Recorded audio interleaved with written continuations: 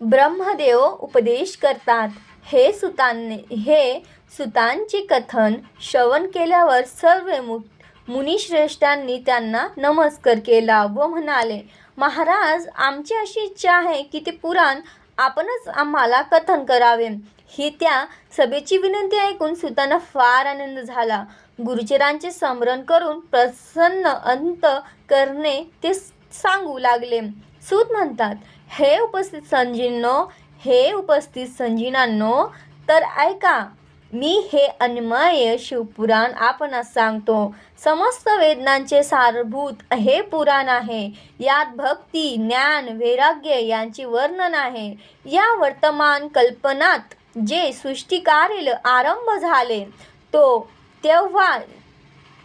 तेव्हा 6 उत्तम मुनिकुळात हा वाद सुरू झाला की अमुक वस्तू सगळ्यात उत्तम आहे व अमुक नाही. या वादांचा निकाल लावण्यासाठी ते सर्व सृष्टीकर्ता अविनाश अशा त्या ब्रह्मदेवस्थानी गेले. ब्रह्मदेव म्हणाले, जेथून मनासहित वाणी तो निमिळाल्याने परत येतो, तसेच ज्यापासून ब्रह्म, विष्णू, रुद्र व इंद्रांनी हे युक्त संपूर्ण जग, सर्व भूते व इंद्रिय पहिले प्रकट झाले, तोच हा देव, महादेव, सर्व व समस्त जगाचा स्वामी आहे. तो सर्व जगदीश्वर आहे. भक्तीने वश होतो.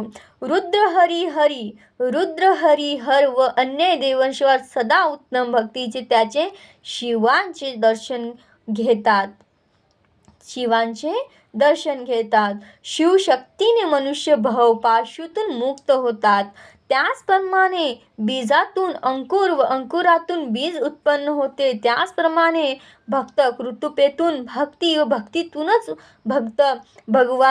भगवत कृपा प्राप्त होते. म्हणून हे मुनिजनही महादेव प्राप्तीसाठी भूतलावर जाऊन 1000 सती चालू राहील असा यत्न करा.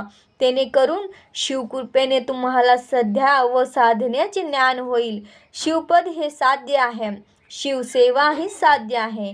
यासाठी सात्कारणे असणे आवश्यक आहे. विधियुक्त अनुष्ठ करून मिळालेले महान फळ त्याची प्रभू सदाशिवाची चरणकमळी अर्पण केल्याने शिवपदाची प्राप्ती होते. जशी त्याची श्रद्धा असते तसे त्याला फळ मिळते.